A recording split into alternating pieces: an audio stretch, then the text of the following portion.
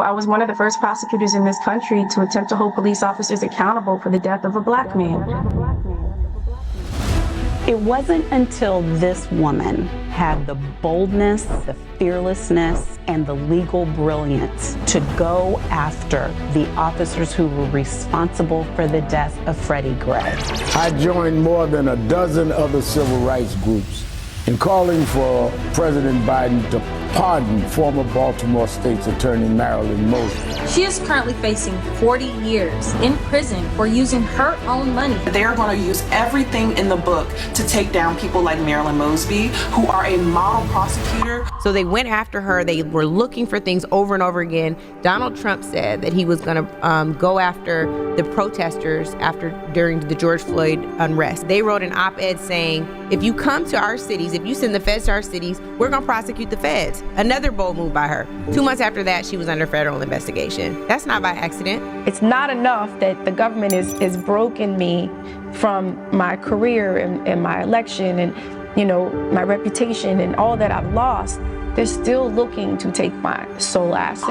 And when I think about that, right, for me accessing my own money, for me trying to build wealth for myself and my children, the only ones that are really going to be suffering are my little girls.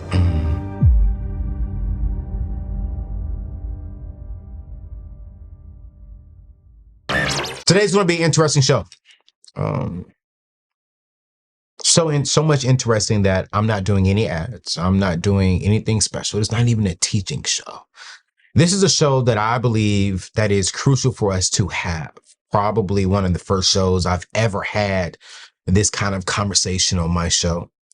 Here at the table, we are focusing on three things. That's expanding and increase in abundance, wellness, and faith. And a huge part of that is around our finances. I teach to invest into your retirement. I teach to invest into your future. And on today's show, man, we're going to be talking to a young lady who is unfortunately facing sentencing, going to jail, because she pulled from her retirement. Her name is attorney Marilyn Mosby. And over the last few days, I've had the opportunity to speak to my big sister, Monique, and Angela Rye about this particular case.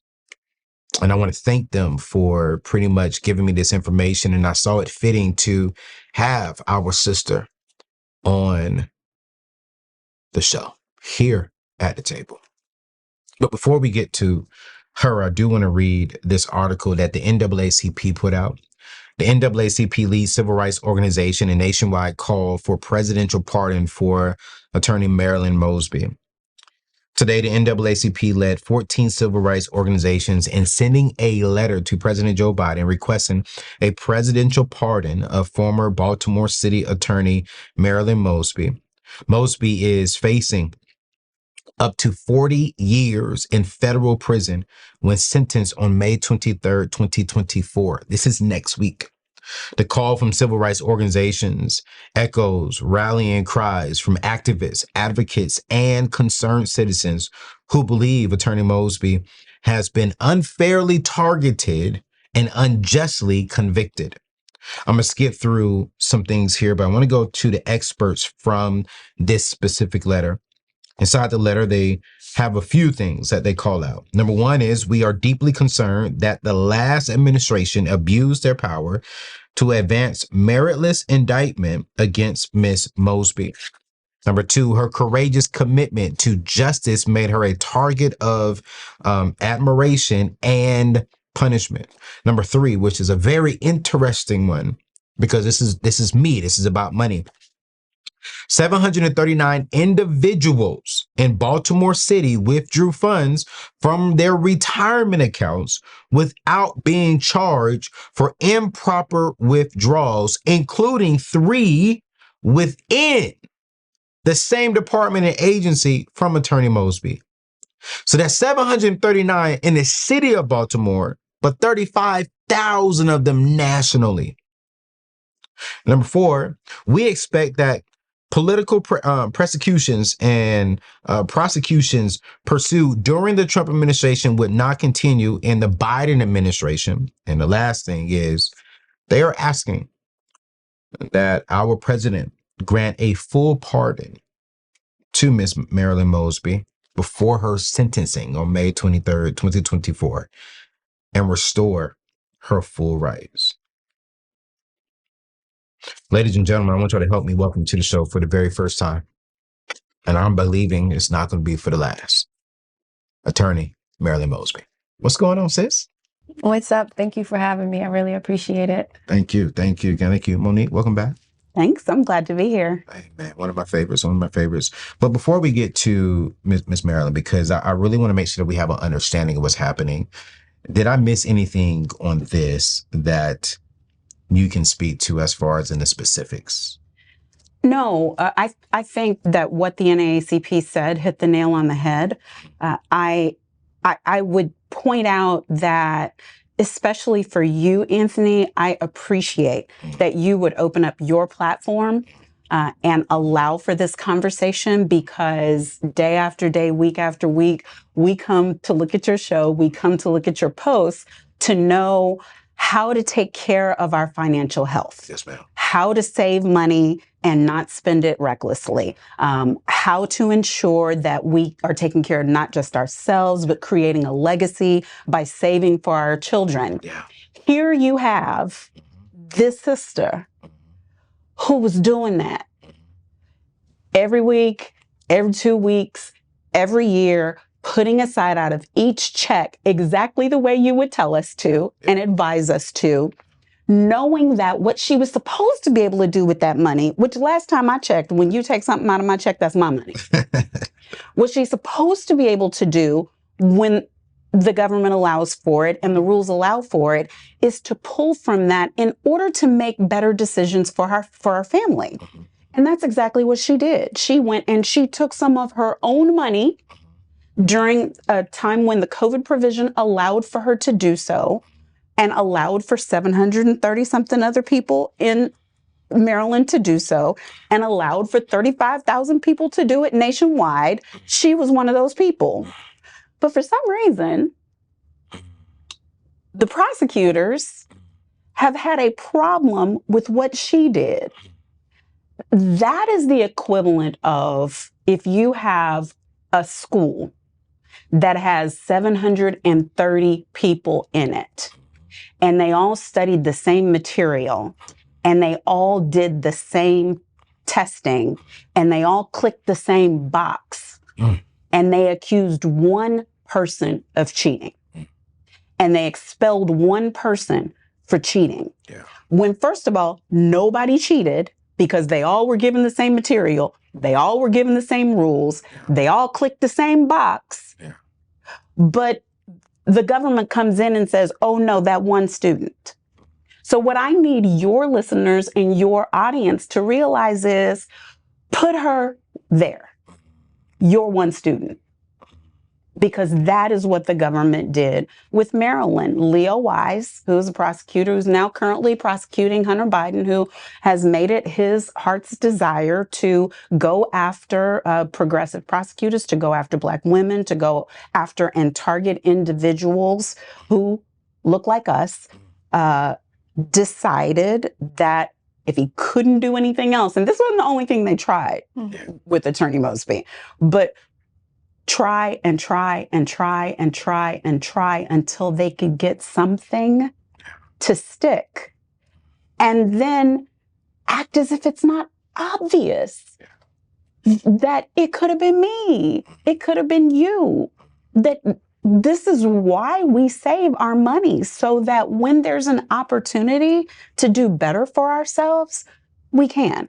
So there's obviously so much more that I could say about the why that we're here. But the only other thing that I'll say about it, because Marilyn has sentencing on 23rd and her lawyers would for real hamstring us if I let it come out of her mouth.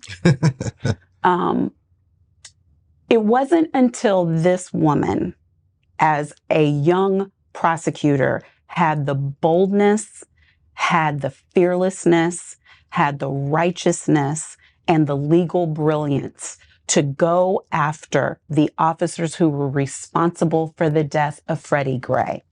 It wasn't until she used her office in order to enact progressive policies that would keep people from going to jail for misdemeanor, nonviolent offenses. It wasn't until she was willing to look back at what her office had done before her time and determine if things had been done that shouldn't have been done. It wasn't until then that she became the target of the Trump administration. Her name came out of the president's mouth, President Trump himself. She became the target of then Governor Larry Hogan, who's now running to be a senator in Maryland. Hello, somebody. It wasn't until then that she became the target. So if you're wondering why we're here because we had somebody standing up for us. If you're wondering how they got here by charging her with a crime for doing something that thousands and thousands of other people did, and did so righteously. And to be clear, the crime that unfortunately she was found guilty of was taking money from her retirement account. Yes, taking money from her own retirement account. They accused her of doing it without showing the necessary financial hardship. But the level of financial hardship was undefined by law. Yeah. So they accused her of something that nobody would have been able to figure out the answer to, but expected her to do so. And she was accused of and found guilty of perjury in a separate property transaction in which she, again, was utilizing her own money, that of her and her husband, in a gift transfer that was advised by her financial advisors and by her real estate broker. And it didn't stop the government. It didn't stop them. And I belabor these points because we see this all the time. We see people who are targeted for doing things and then held to a different standard than the rest of the world. We sit here right now, and our former president has 91 various indictments across the United States of America and is a free man running for office as the Republican nominee for president of the United States, the presumed nominee. But the sister, for her own funds, is where we are. You know, when I walked into the green room, and I'm going to say Attorney Mosby, he's still my attorney. And she still is an attorney, by the way. Yes, Bill. Yes, Bill. She still has a license. She sits here as a lawyer. You know, I thought I was going to see a different face. I thought I was going to see a little bit of sadness. I thought I was going to see tiredness, stress. But when I walked in, man, you was just beautiful, lighting up. Yeah. You don't look like what you've been going through the last 2 years. But I think I would be wrong to not ask, how are you doing? And not just you, if you feel like speaking about it, how are your kids doing? I just have a heart for kids. No, and I appreciate the question. I think when you said 2 years, this has been longer than 2 years. Has it? It has. I mean, I think what Monique touched upon is that I've been under attack since the moment I walked down the steps of the War Memorial and announced charges against 6 police officers for the death of a 25-year-old Black man by the name of Freddie Carlos Gray Jr., who was unconstitutionally arrested, placed into a metal wagon, head first, feet shackled, and when his spine was partially severed in the back of that wagon, his pleas for medical attention were ignored. These individuals, the FOP, they put me on the magazine, The Wolf That Lurks. They've been coming for me and individuals since that time, coming from my law license. And so more recently, as Monique has already indicated, being under the ire of the former president, right, who said I needed to prosecute myself. There were instances where 2 months before this investigation started, myself, along with Larry Krasner, who's the Philadelphia district attorney, called then President Trump out and basically said, you do what you're doing in Oregon and you start kidnapping people, you bring that to Baltimore, we're going to prosecute you. And 2 months later, they opened an investigation into me. So they've combed my taxes, my campaign contributions, my charitable donations. They've interviewed my hairdresser. They've gone to my children's dance instructor. FBI has knocked on my neighbors' doors at 5 a.m. to interrogate them, right? So they've created an environment of hostility and isolation that affected my election. I lost my election. I lost my reputation. I lost my career. I've lost my marriage, a relationship that I was in for 25 years. And I'm now in financial ruin as a result of these allegations in which, as has already been pointed out, this was not a hardship financial standard. This was an adverse financial consequence, something that Monique has already said has never been legally defined. And so, even the witness that got up on the stand and said, all I needed to do was suffer a $50 adversity during COVID to be able to withdraw my own retirement savings. That's what I was looking to do to build wealth for me and my family. And so when you ask, how am I'm first and foremost incredibly humbled. I'm so humbled by, even in the midst of the storm, I feel like God has still been sending earth angels into my life. Right. And because of the environment of hostility and isolation and villainization that has been brought upon me, so many people that I loved unconditionally, as I've stated before, showed me the conditions of their love.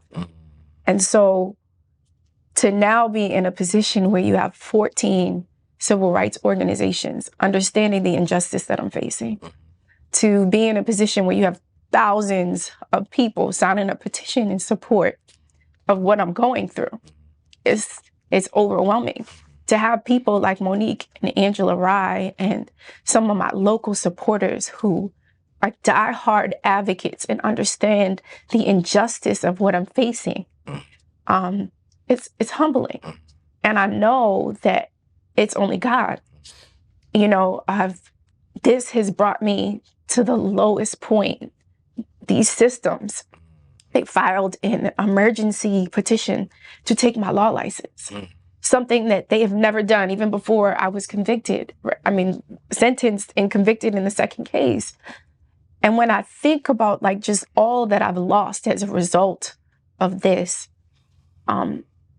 even through the storm, I can still feel nothing but gratitude because God is still there. He's still holding me up. He's still bringing people into my life to strengthen me and covering me and covering my girls. My children are 13 and 15 years old. And just yesterday, again, something that's been impacted is my 25-year relationship. My ex-husband lost his election. And my little girls came into my room and they were devastated. And I was like, well, I didn't even know what to say, right? God is with us. You have to have faith. You can't lose faith. And they broke down and they were basically like, Mom, I just don't want to happen to Dad what happened to you. And I said, well, what do you mean? An election is not everything, right? Mommy's fighting for her liberty. Right. And they said, no, I don't want to see Dad go through the depression that you went through. Wow. I don't want to see Dad go through, they didn't say isolation, but to be alone the way that you were. And it really brought it back to the ultimate sacrifice, right? When I think about it, my two little girls having two public servants who want to give back to their community all this time, we took time away from them. And it's not enough that the government is broken me from my career and my election and, my reputation and all that I've lost. They're still looking to take my sole asset. They're still making a recommendation for me to go to prison. And when I think about that, right, for me accessing my own money, for me trying to build wealth for myself and my children, the only ones that are really going to be suffering are my little girls. But at the same time, He's covered them. God has covered them because I was saying and remarking before, my little girl just had recently a cotillion. And I didn't know, because I made it a point in the first trial not to kind of try to shield them from going into court and being away from the press and the media. And then, I felt like I needed to show them what strength looks like in the face of adversity, what faith looks like in the face of adversity. So I made it a point to bring them to the trial, and they came with me. And at the cotillion, it was a surprise to me when my little girl was announced, and she said that she wants to, when she grows up, be a lawyer, and not just a lawyer, but a prosecutor. Wow. So I bring this all back to say I'm grateful, because even through the storm, God is still covering my babies and covering me in a way that only He can. That is God. Cotillions. I remember the cotillions. She won the cotillions. She won the cotillions. She won. I won the botillions, so I know. Did you? Yes, ma'am. That's the days, but I'm getting old. Lord Jesus. I want to ask you this question because you fought hard. And throughout all your interviews, I never really heard you answer this question. And it's a great question, I think. Why? Like, why? What made you want to be who you are today and then fight for the people? So I think it's a calling. Okay. To be honest with you, my family, I come from 4 generations of police officers. My grandfather was one of the founding members of the first Black police organization in Massachusetts. He was part of one of the community policing patrol units, the first Black patrol unit, the Soul Patrol. And my grandfather, my uncles, my mom, my father, all of them were police officers. So law enforcement was very much ingrained within me. But when I was 14 years old, we were a very close-knit family, lived right across the street from my grandparents, and my cousin lived right next door.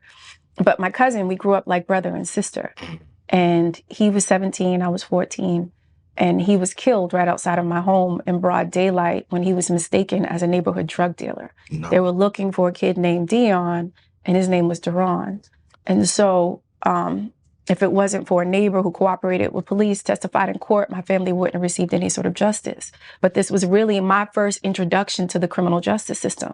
And seeing my cousin with all these dreams, all these aspirations, was now going to a grave, but the individual responsible for his death was also 17 years old. I said, what is this system, and how could we have gotten to that young man before he elected to take my cousin's life? And so that tragedy is what spawned my passion to want to reform the criminal justice system. And so from, the time that I was in high school and then into law school, like my friends were making $40,000 a summer. And I'm volunteering at the U.S. Attorney's Office in Boston, the U.S. Attorney's Office in Suffolk, in D.C., the Suffolk County Homicide Unit. And then for a year, I was a student criminal defense attorney because I wanted a well-rounded perspective about the criminal justice system. And what I realized is that the best way to be able to reform this system, a system that has disproportionately impacted people of color, right, and bases their business model off the backs of Black and brown people, the best way to be able to reform it is from within. Yeah. Prosecutors are the most important stakeholder in the criminal justice system. We are the ones who decide who's going to be charged, what they're going to be charged with, what sentence recommendations we're going to make. We decide if somebody gets into the criminal justice system in the first place. And so that is an awesome amount of power and discretion to be able to not disrupt, but to, I would say, change the system from within. Yeah. No, I love that, to hear that story. Because I've always wondered that. I was like, man, you went so hard. I mean, there had to be something behind it. And now I understand why. And when you think about what Marilyn just said about prosecutors and their role and the vast amount of discretion that prosecutors have, the decisions that they make, and I agree and would argue they are the most powerful position, especially for Black and brown folks, because as much as we want to laud the accomplishments of a Johnny Cochran or laud the accomplishments of a Racehorse Haynes or any famous criminal defense attorney, if there had been a prosecutor before you ever needed to hire Mooney Presley, right. If the prosecutor had used their discretion, had used their power in order to create some sort of reformative justice, in order to do something rehabilitative, which is what Marilyn spent her entire career doing and will be doing again. But you can see then, Anthony, why people would not want this if they don't want us. If they really are okay with us being referred to as animals. If in this kind of white supremacist society that is prevalent in the United States from the time that we got here, and there's no point in denying that, because those are just the facts. And there is a sect of our country that when they talk about returning to the beautiful good old days, I'm always like, when? Making America great again. Making it great again. who? And so when you have not just Marilyn, because as much as I'm sitting here and love my sister and I'm backing her up and I'm going to have her back no matter what, we've watched them attack Monique Worrell. We've watched them attack Kim Fox. We've watched them attack Tish James. We can list Bonnie Willis, We're Kim Gardner. They're doing. And it's not a coinkydink. It's not an accident. These women, these Black women are in these positions of power. And they are using that power in order to get in between this brother and a bullet, get in between this sister and a jail cell, get in between a child and being trafficked. They're standing in the gap, doing the work of the Lord. Here I go. The preacher was going to come at some point. But they are the mender of the breach. Absolutely, Anthony. And I know you have a huge faith following that understands what I'm saying, that we have an ultimate defender in Jesus Christ. And then God works through people. And I ain't never been a prosecutor a day in my life. I'm defense in my bones. But Marilyn is my sister. Somebody needs to do that job. I've seen what it's like when she does it. And now I see who they choose to prosecute when it's not her, when the discretion goes to other hands. So I would just entreat those who are listening and who are watching you to understand that she sits here, but it's all of us. Yeah, and I think to your point, Monique, if they're able to, and they, let me be very clear, everything that's being done to me, the only reason why I'm the only person that they've targeted, prosecuted, and now convicted in the way that they have, they want to make an example out of me. Right? They want to make an example out of me, not just for myself, but for any other prosecutor or any other person that would challenge the status quo in the way that I did. It's a forewarning not to do it. Being out here the way that I have, my colleagues don't want to touch me with a 10-foot pole. My family some members of my family didn't want to touch me with a 10-foot pole. The people that I had in my space, the people that I did so much for, I ran the largest law firm in the city of Baltimore for 8 years under unprecedented sort of challenges, right? Like people that you think would be there for you.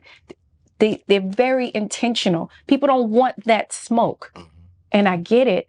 But if we allow me to go down the way that they want me to, it's going to have a detrimental impact on everybody else. So Trump last week was talking about how he's going to give full immunity to police officers when they kill with impunity, right? That's on record. So if they're able to take us down the way that they have, as Monique has already indicated, it's not just me.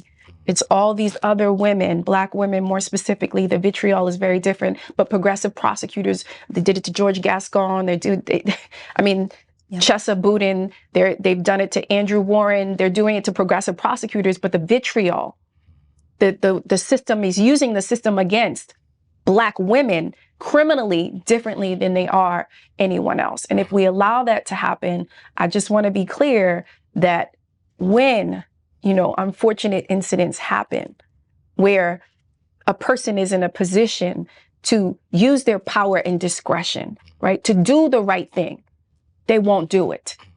It's going to have they're not going to do it. It's going to have a direct impact on our families, on our communities. And this is an ice and chilling effect that I just want to be clear, that I'm very clear on. And that's why I'm at ease, right? Like I've surrendered. I know like God will have the final say. I'm very clear on that. Gotcha. But and through people, through people, she's covered. But we kind of have to all decide who we're going to be. And I know that I sent you the information just as of yesterday. There was a full pardon application filed with the Biden-Harris administration asking the President of the United States to pardon one of the best of us, Attorney Marilyn Mosby. And that's not special treatment. That's not favoritism. The pardon power rests in the president's hand on purpose. Our founding fathers saw fit to do that, to ensure that when you could not get justice anyplace else, that there was a final appeal There was a place you could go in order to right wrongs in the system. There are supposed to be checks and balances in the system, and we are asking that that be done sooner rather than later. If people look at the press release that Attorney Benjamin L. Crump put out yesterday, Attorney Ben Crump is on the Pardon app. Yeah. Representing Attorney Mosby. Attorney Barbara Arnwine, Transformative Justice Coalition, is on the Pardon app. Attorney Barry Scheck, Yes. Innocence Project, Yes. is on the Pardon app. If you go down the who's who and the what's what 58. of the over 58 lawyers, the 58 lawyers who have said, you know what? No, not this time. There are 5 former National Bar Association presidents and the current one on the Pardon app. Now, Anthony, I know we can be united sometimes, but come on now. When you see all these civil rights organizations, when you see Black Voters Matter, Until Freedom, NAACP, all thinking the same thing, asking the same thing, it's because it's not a close call. It's not a close call. So people can go to justiceformarilynmosby.com and they can sign the petition. I'm moving to action items because I know we have a hard out, but they can go to justiceformarilynmosby.com. Yeah. They can sign the petition. Yeah. They can share with 3 friends. That's what we're asking. Sign for yourself. Share with 3 others. I'm going to say what she wouldn't say. There's a GoFundMe on there. You've heard her and all of her losses. So if people want to be gracious and generous in that way, I would ask that they do so. So your own local civil rights organizations, come on board. You can submit your own letter. Her sentencing is on the 23rd. Call the prosecutor's office and say, look here. They can find the information on how to do that and say that we have a say in this because this is our government. You know, and I know for some people, they look side-eyed at the government and they just wipe everything with a broad brush. But I hope through what we've shared with you, they can understand every prosecutor is not the same. Every prosecutor doesn't have the same intentions. Somebody's going to be in that job. Don't you want it to be somebody who can see you, who cares, who is going to make good decisions for you? And so do the right thing. And we want, that's what we're hoping that we will get out of this, that these action items will take place, that the president will pardon Ms. Mosby and give her her life back because it's not enough. I want for the judge on the 23rd to do the right thing and give the lowest possible sentence because that is appropriate. That's what's in the judge's power to do. Right. And I'm facing up to 40 years. It could be 40 years. But even what the prosecution has asked for is frankly asinine. Wow. To spend hundreds of thousands of dollars in order to prosecute one woman. And then at the end of the day, people can go and see it makes no sense for us to be here to try to strip her from any time with her children. But even if the judge did that, I want her license intact. I want her career intact. I want the full kind of restoration that we as a people can demand of our government. And so if they want to make her example, let's have an example. She gonna be the example of what happens when we get together and decide enough. Did you hear Pastor Michael Phillips preach that? I heard him A couple of weeks ago. It's running through me. Yeah. Shout out to Pastor Mike. But when he said that sometimes God steps in and says, enough. Yeah. That is what we're saying now. Enough. And you haven't been able to work the last 2 years, right? Last year, 2 years? No, I mean, when you have these felony convictions and the way that I've been villainized in the media, again, everybody, they don't want any parts of me. So I started my own consulting company and I've had a few projects, but it's been rough. Yeah. But God is still good. Every time I am down or need something, he makes a way. I'll get a call from a pastor. I'm short on my rent. I'm short on my mortgage, and I'll be $1,000, and I'll get a call from a pastor. Hey, I was just thinking about you. I'm gonna come see you, and me and my wife, we're gonna give you $1,000. Wow! I mean, it's amazing. It will blow your mind, just how good God has been through this storm, and so that's why I said I'm just grateful. Love it. I love it.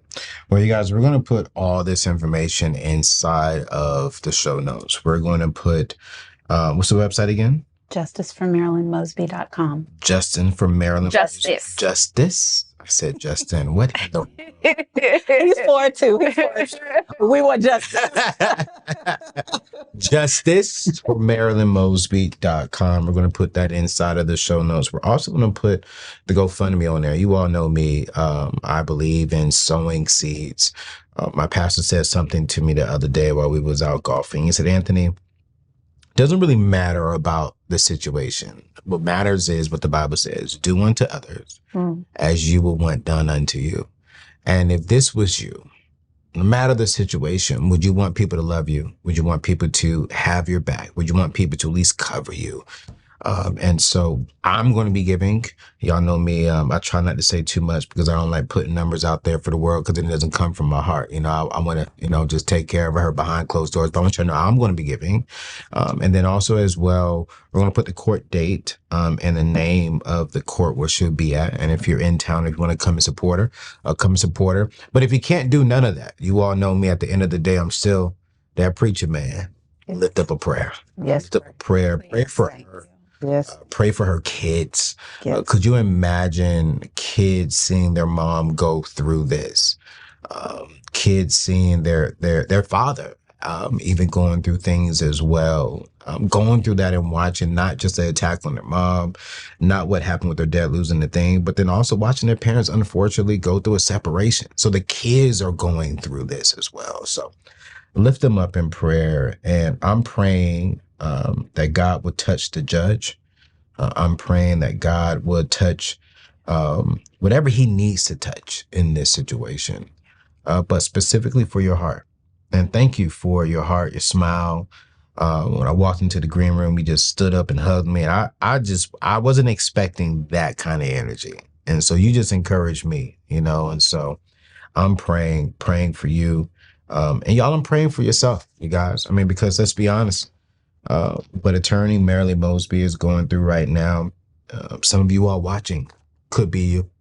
Because some of us have taken money from our retirement account. Some of us have done some things, and this could be us. All right. So, like I said, it was a special show.